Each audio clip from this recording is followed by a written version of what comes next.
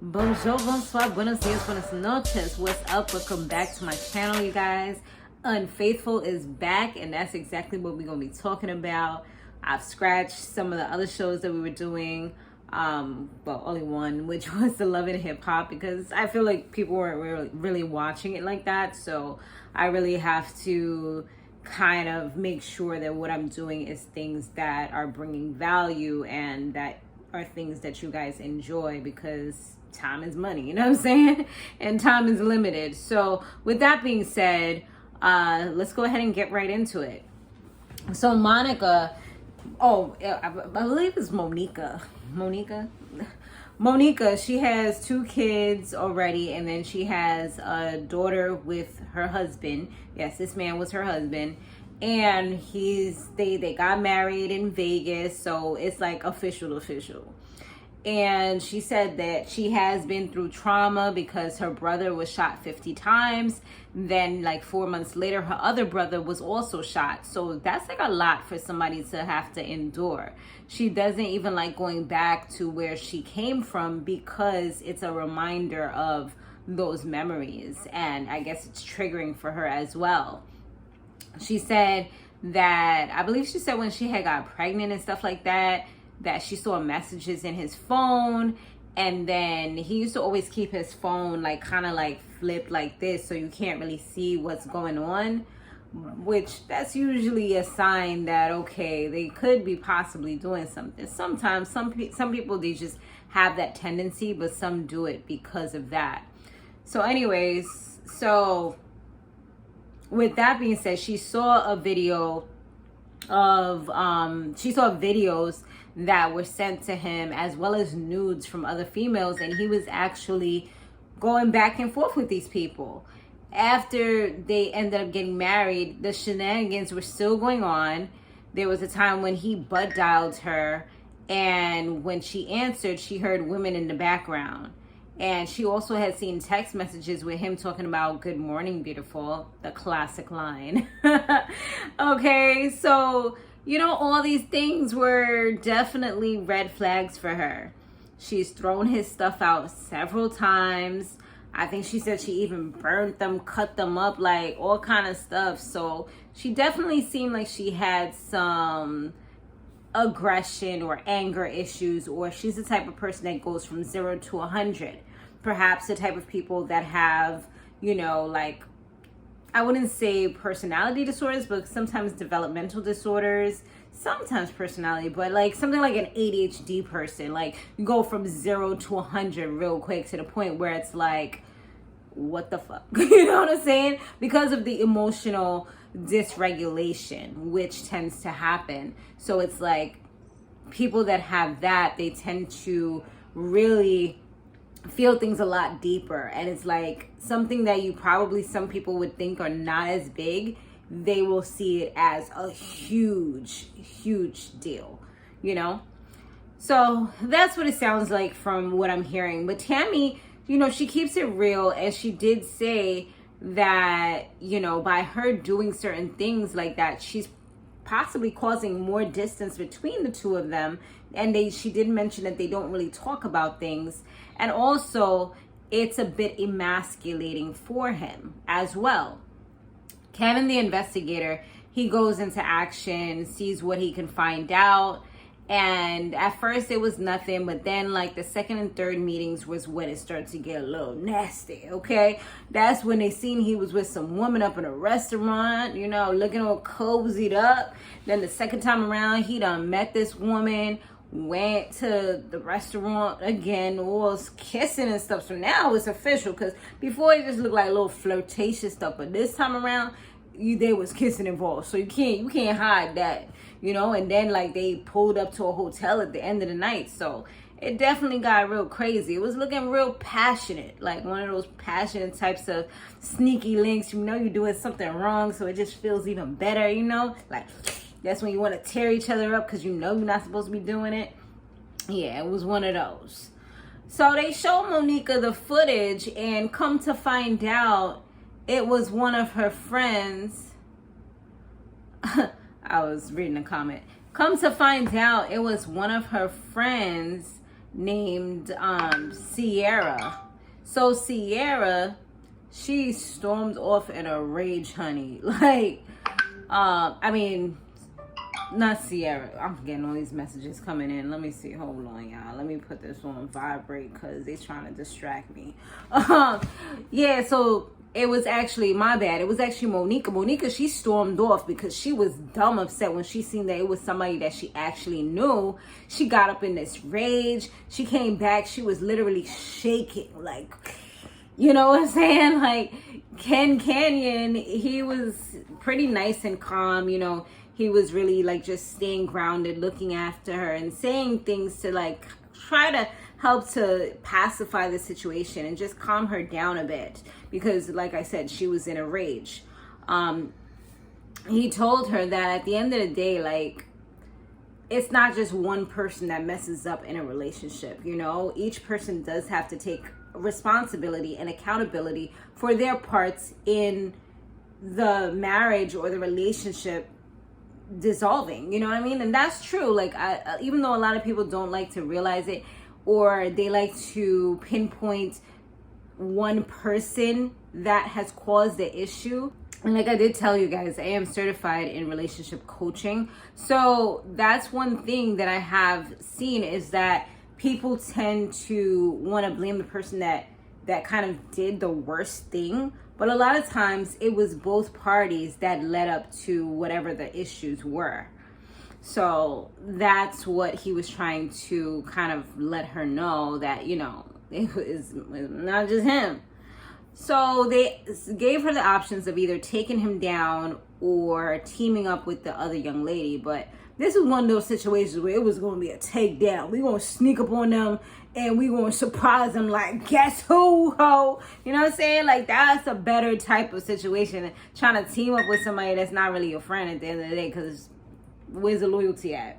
Ain't no friend, ain't no girl code, ain't nothing. Like, this is somebody you knew for real. Like, that's foul. Like, I would literally never talk to this person again. Like, you'd be dead to me. Like, dead. There's no coming back. You know, like you under the ground, 6 feet under. We done threw all the dirt we could find on you. You know what I'm saying? So, yeah, I was like, yeah, this definitely needs to be a takedown. So she went to the gym. She was already in fight mode. Like, there was literally no like talking. They said, okay, we want you to talk to her. There was like no talking. Like, it literally was her rushing towards the girl or him. I don't even know which one she was trying to get. But yeah, they had to like grab her up real quick because... And her friend was like, Kiara was kind of like antagonizing her and saying like, oh, you need to chill because you're not the victim here. I know what you do to him. She was like, he said that you destroyed everything of his. Like, you're not a good person. Like, pretty much like saying like she's not a good person and she does too much. Like, she's like, look at her. She has anger issues. And he said that, you know, she did destroy a lot of his clothes, and he was saying like that's part of the reason that this all went down the way that it went. And he was like, the girl was saying that she treats him like crap, you know.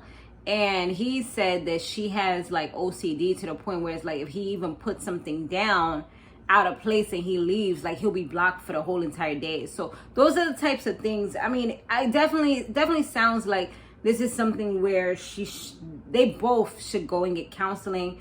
Should probably get individual as well as couples types of things, because they both have a lot of trauma. They have a lot of issues. They have things that they need to work on that they probably don't even realize, especially her. She probably doesn't realize what she's doing wrong. Sometimes it takes somebody from the outside to kind of really open your eyes and let you see like, okay, this is not that big of a deal. Because if you feel like you're just living life, you're gonna live life, you know. And it's like you're making it so everybody has to kind of do what you want to do, and it seems like she's probably controlling as well. So he did admit that he would never leave his wife, and he wants to work on getting things back together. But that's not what Kiara was thinking. Kiara kept on saying that he told her that he was going to leave, that he's a good man and he deserves to be treated better because he's being treated poorly by her.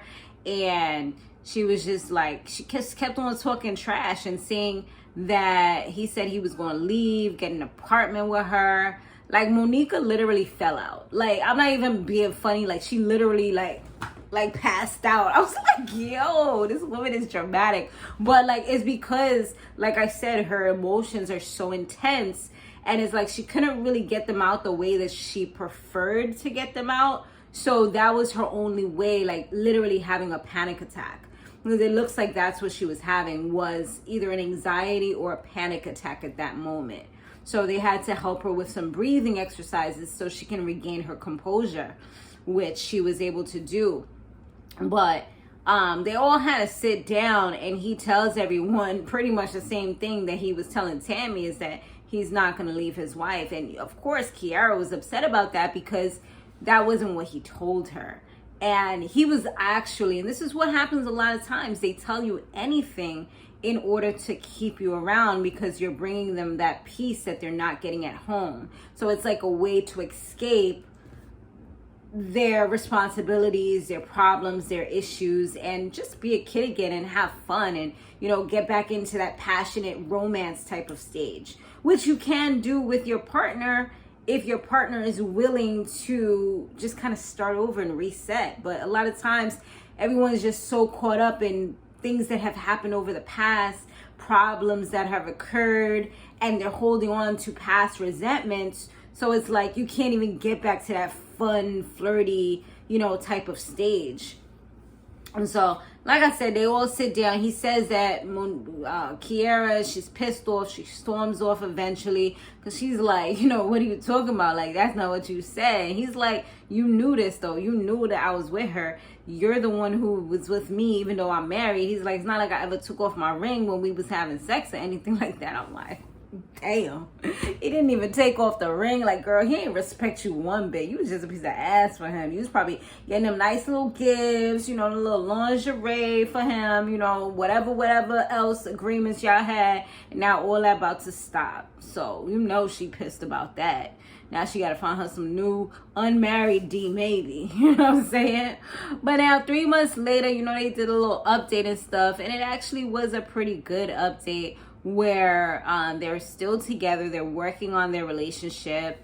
I had a feeling because, like I said, I just feel like she's one of those people that are like super dramatic and they will say things in that moment. Because I even do this. I'm very I'm very ADHD. I'm like super to the max where I don't like to get upset because like I'll say whatever is the first things that come to my mind, and then once I calm down, I'm like, damn, did I really have to go so hard? Or wow, like I really should not have said that because this could mess up whatever it was that we had. Like sometimes I will say nothing because I know if I say something, it's going to be something that's going to really hurt or it's going to hit the jugular. You know what I'm saying? So it's like, because I feel like this heat coming up, and once it gets to like right here, it's like, watch out, watch out. So I kind of felt like I was getting that vibe from her. Like, you know, she was just saying the first things that were coming to her mind, even though they weren't necessarily all that true. And so, yeah, she said that people make mistakes and they grow from them. So at least she's seeing him more in a human light, and hopefully they're getting the help that they need in order to move forward. Because she still jokingly said, like, you know, if he do the wrong thing, like, I'm still gonna throw his ass out. And even though she said it in jest, I know that she's 100% true. And it's like, or, you know, saying the truth, being honest. And it's like, what have you learned from doing those things? Like, that's not going to help. That's just going to restart the same problems all over again. So that shouldn't even be something in your mind. Like, that should be the last thing on your mind, to be honest. But it is what it is, y'all. Thanks so much for watching. Let me know what you thought about this episode down below. I will see you guys for the next one.